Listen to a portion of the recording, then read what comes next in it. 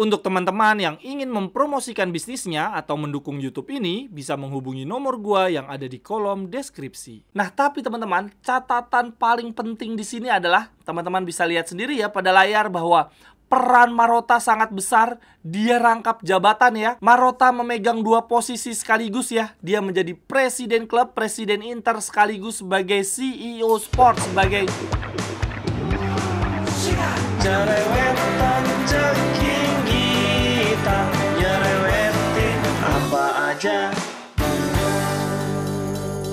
teman-teman yang sedang kalian saksikan saat ini adalah Cerewetin Inter. Apa kabar teman-teman semua? Semoga dalam keadaan sehat.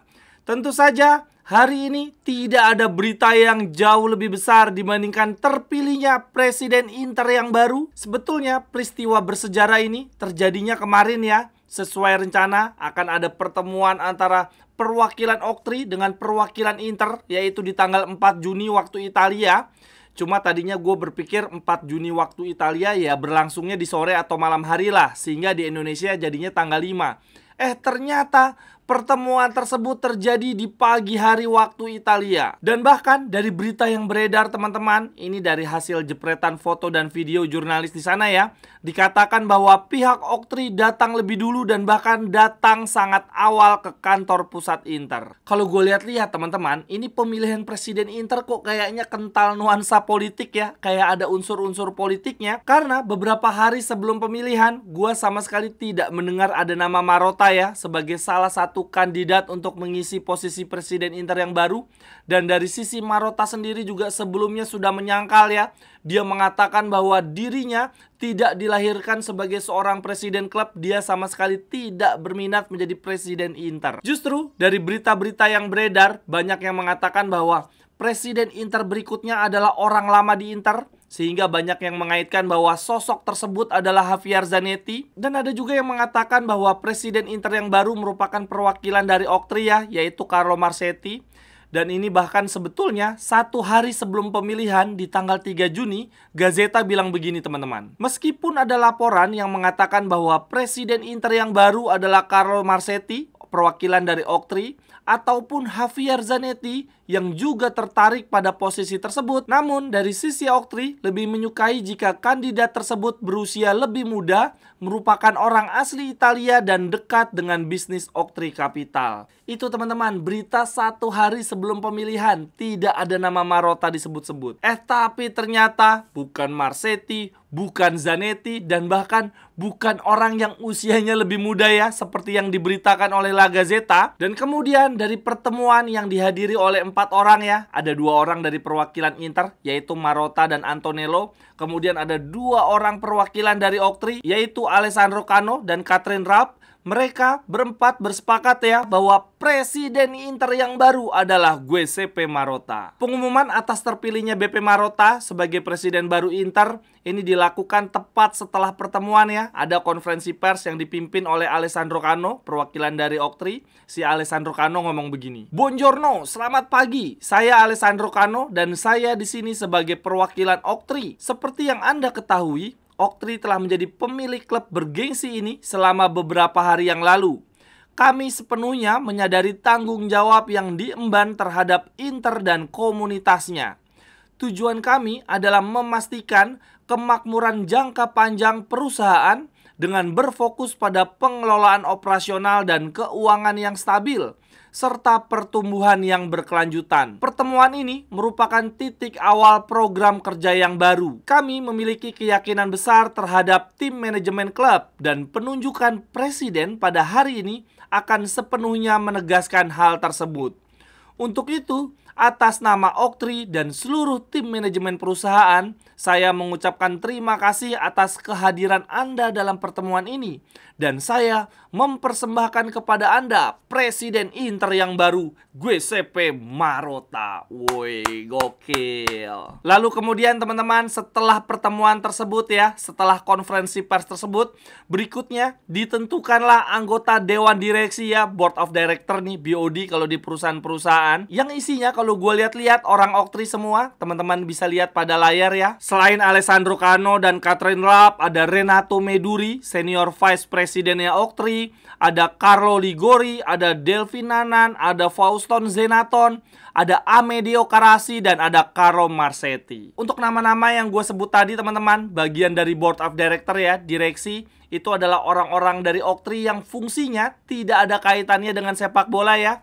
Jadi di dewan direksi ini sudah ada pembagian tugas yang kaitannya dengan sepak bola, dengan Inter sudah tentu saja diserahkan kepada 2 orang. Untuk CEO Sport, untuk yang kaitannya dengan sepak bola diberikan kepada BP Marotta. Lalu kemudian untuk urusannya dengan perusahaannya, dengan corporate, seperti untuk brand, untuk sponsor, itu diberikan kepada Antonello.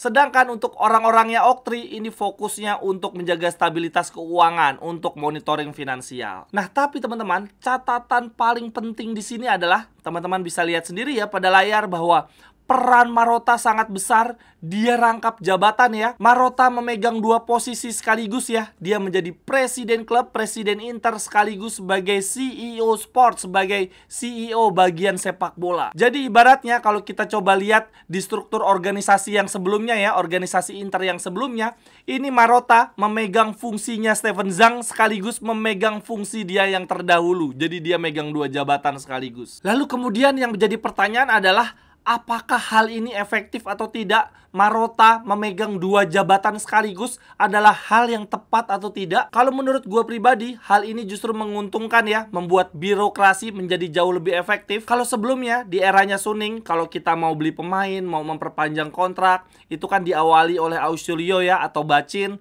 lalu kemudian naik nih ke Marotta, apakah Marotta setuju atau tidak? Setelah Marotta setuju, baru dinaikin lagi nih ke Zhang, apakah dia mau ketok palu atau tidak nih dengan harga sekian, apakah Inter sanggup atau tidak. Nah, untuk kedepannya ya, di struktur organisasi Inter yang baru, berhubung presidennya adalah Marotta, lalu CEO Sportnya juga adalah Marotta, jadi jauh lebih singkat nih. Inter dalam proses di bursa transfer maupun perpanjangan kontrak tidak perlu lagi ya repot-repot meminta persetujuan dari presiden klub, karena sang presiden itu sendiri sudah terjun langsung sampai dengan ke bawah. Lalu kemudian teman-teman, di pertemuan 4 Juni kemarin, Oktri mempertegas ya bahwa mereka tidak akan cawe-cawe, mereka percaya sepenuhnya kepada BP Marotta. Jadi segala hal terkait bursa transfer, perpanjangan kontrak tidak perlu meminta persetujuan dari Oktri. Tetapi catatan dari Oktri adalah Inter neraca keuangannya tidak boleh sampai minus. Oleh karena itu, Oktri mengingatkan ya agar Inter tidak melakukan pembelian pemain yang harganya lebih mahal dibandingkan penjualan di bursa transfer. Akan tetapi teman-teman, ini yang menyedihkan adalah Oktri juga menyebutkan bahwa mereka tidak akan menyuntik dana untuk bursa transfer Inter. Jadi sepenuhnya ini dipercayakan kepada Inter, tetapi ya udah pakai uang Inter yang ada saat ini, silahkan dipergunakan sebaik-baiknya. Aduh. Ya, di satu sisi memang terdengar menyedihkan sih. Akan tetapi teman-teman, kalau kita coba lihat dari sisi yang lain, menurut gue pernyataan Oktri ini melegakan. Karena sekarang setidaknya kita tidak perlu takut, tidak perlu khawatir ya, tidak perlu curiga bahwa uang yang ada di rekeningnya Inter akan digunakan untuk kepentingan perusahaan ya, perusahaan pemilik. Karena kan di era sebelumnya, di eranya Suning, kita kan sempat bertanya-tanya, ini kita masuk final Liga Champion katanya dapat 100 juta. Kita Scudetto dapat 200 juta. Lalu kita jual Lukaku harganya ratusan juta, kok beli pemain harganya murah-murah. Ini uangnya kemana? Sempat banyak yang curiga bahwa uangnya ini untuk menghidupi Suning ya, untuk subsidi ke Suning karena Suning lagi mengalami masalah keuangan. Nah, kecurigaan ini untuk di masa depan setidaknya hilang ya, karena Oktri kondisi keuangannya sehat dan Oktri juga menyatakan tidak akan cawe-cawe. Jadi secara otomatis keuangan Inter akan milik Inter sepenuhnya. Uangnya Inter bisa dilakukan untuk fokus pengembangan Inter sepenuhnya. Ya, walaupun sebetulnya teman-teman, Oktri juga nggak pelit-pelit banget sih sebetulnya. Mereka mengatakan bahwa siap melakukan penyuntikan dana, tetapi hanya untuk satu keperluan, yaitu pembangunan stadion. Kalau gue sih jujur nggak percaya sih kita pembangunan stadion berlanjut di eranya Oktri. Menurut gue Oktri walaupun rencananya jangka panjang ya paling untuk 2-3 tahun lah untuk mencari investor baru, tidak akan sampai untuk pembangunan stadion. Menurut gue pembangunan stadion baru kita baru akan lanjut, baru akan terlaksana ketika kita sudah mendapatkan investor baru.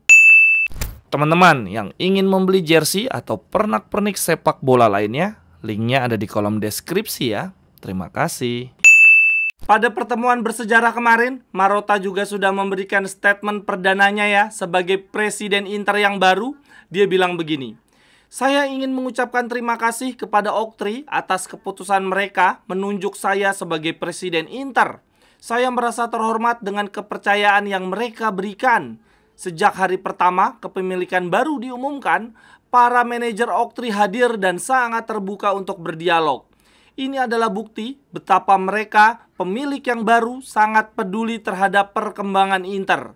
Dalam pernyataan pertama mereka, Oktri menjamin kontinuitas manajemen Inter.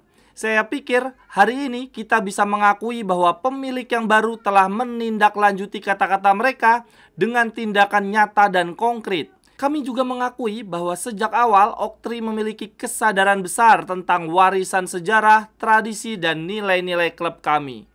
Selama beberapa hari terakhir, pertemuan sering terjadi dan sangat jelas bagi saya bahwa visi Oktri sejalan dengan jalur yang telah ditempuh oleh manajemen Nerazzurri selama beberapa tahun terakhir. Inter memiliki DNA untuk menang dan prestasi besar. Tahun ini kami kembali meraih kesuksesan yang sangat penting untuk dirayakan.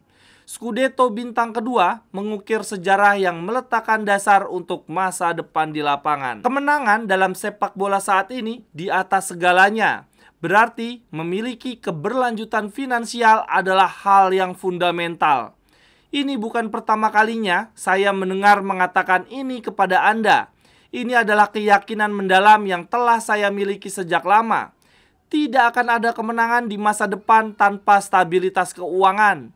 Dan tidak ada stabilitas tanpa keseimbangan jangka menengah untuk neraca keuangan Inter.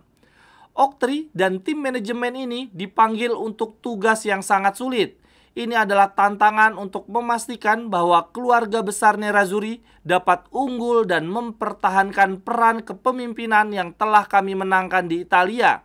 Dan juga hal yang kami cita-citakan di tingkat Eropa. Dari apa yang telah saya katakan sejauh ini, Anda akan memahami perasaan pertama saya ketika diangkat sebagai presiden, yaitu tanpa diragukan lagi adalah rasa tanggung jawab yang disertai, saya akui, adalah kebanggaan. Sebelum saya menyerahkan kata-kata terakhir kepada rekan perjalanan saya, CEO korporat Alessandro Antonello, izinkan saya untuk mengambil momen yang sangat pribadi. Saya telah mencintai sepak bola selama saya bisa mengingatnya. Saya telah mendedikasikan hidup saya untuk aktivitas ini. Dan sepak bola telah membalas saya dengan jalur yang telah dibangun dari langkah demi langkah, batu demi batu. Naik ke kursi presiden klub yang bergengsi seperti Inter menghasilkan emosi yang tidak pernah bisa dibayangkan oleh seorang anak muda yang masuk ke ruang ganti Varese pada usia 17 tahun. Emosi ini dikombinasikan dengan pengalaman hampir 50 tahun di dunia sepak bola, saya tawarkan kepada komunitas ini. Sempre Forza Inter. Gila teman-teman, ini kalau dari kata-kata di pidato Marotta tadi ya, gue melihat dia kayaknya senang banget ya, bangga banget menjadi presiden klub. Ini kok gue jadi membayangkan sebetulnya dia musuh dalam selimutnya Zhang ya. Dia yang ngompor-ngomporin Zhang untuk udah nyerah aja, udah nggak usah lanjutin di Inter. Ujung-ujungnya malah dia yang ngambil alih posisinya Zhang. Dan gue rasa dia nggak akan pensiun lah di tahun 2025. Kan konon katanya kontrak dia akan habis di 2 tahun. Ya saat itu Marotta ngomong akan pensiun dalam waktu 2 tahun karena presidennya masih Zhang. Mungkin itu supaya Zhang menjadi bimbang kali ya. Buat apa gue jadi presiden Inter kalau wakil gue udah nggak ada Marotta lagi, di samping gue udah nggak ada Marotta lagi. Giliran Zhang lengser ya, tidak lagi menjadi presiden Inter. Si Marotta malah bertahan lama nih. Gue rasa ya minimum 5 tahun lah ini di Inter. Tapi gue rasa teman-teman, Marotta tidak akan rangkap jabatan dalam waktu lama lah. Harusnya dia capek banget udah jadi presiden, jadi CEO sport pula. Harusnya dia udah mulai belajar delegasi ya. Jadi dia fokus menjadi presiden, keputusan-keputusan krusial aja. Untuk CEO Sport kan bisa aja Ausilio naik jadi CEO Sport, lalu kemudian Daniel Bacin yang menjadi Direktur Sport. Lalu kemudian untuk teman-teman yang penasaran nih, yang dari kemarin bertanya-tanya ya, ini posisi Zanetti sekarang apa? Apakah masih menjadi Vice President? Apakah masih menjadi Wakil Presiden Inter? Jawabannya adalah iya teman-teman. Karena kan si Oktri sendiri udah menegaskan ya bahwa mereka ingin melanjutkan kontinuitas, tidak akan cawe-cawe di struktur organisasi Inter. Marotta di pidato perdananya juga bilang berterima kasih kepada Oktri karena memegang kata-katanya ya, tidak merombak untuk manajemen Inter. Mereka cukup fokus di bagian finansial aja. Ini artinya untuk struktur organisasi manajemen Inter tidak akan berubah. Yang berubah hanya ada di bagian atasnya saja ya, pucuknya saja. Presiden Inter yang baru adalah Marotta. Lalu tepat di bawahnya Marotta sebagai wakil presiden, vice presiden ada nama Javier Zanetti. Lalu di bawahnya Javier Zanetti dibagi menjadi dua. Ada CEO Sport yang dipegang oleh BP Marotta juga. Lalu ada CEO Corporate yang dipegang oleh Antonello. Nah, di bawah CEO Sport inilah lalu kemudian ada Direktur Sport ya, yang selama ini dipegang oleh Ausilio. Lalu timnya Ausilio ada Bacin dan lain-lain. Nah, ini berarti setelah semuanya jelas, kita berharap Marotta segera injak pedal gas ya, merampungkan untuk perpanjangan kontrak lah. Ada Lautaro, Barella, lalu ada Simone Inzaghi juga yang dalam waktu dekat ada meeting lagi, ada pertemuan lagi untuk memastikan detail perpanjangan kontrak dia. Lalu tentu saja Mercato teman-teman. Dan ini berarti teman-teman, kita harus bersiap untuk tsunami trofi lagi ya, di bawah kepemimpinan Marotta. Dan untuk teman-teman tifosi rival, gue cuma bisa mengatakan nih, sekali lagi, selamat datang di Marotta League. Sekian dulu untuk cerewetin Inter hari ini teman-teman. Silahkan tuliskan pendapat teman-teman di kolom komentar. Sampai ketemu di cerewetan-cerewetan berikutnya. Bye-bye, thank you. Cerewetan ceking kita, nyerewetin apa aja.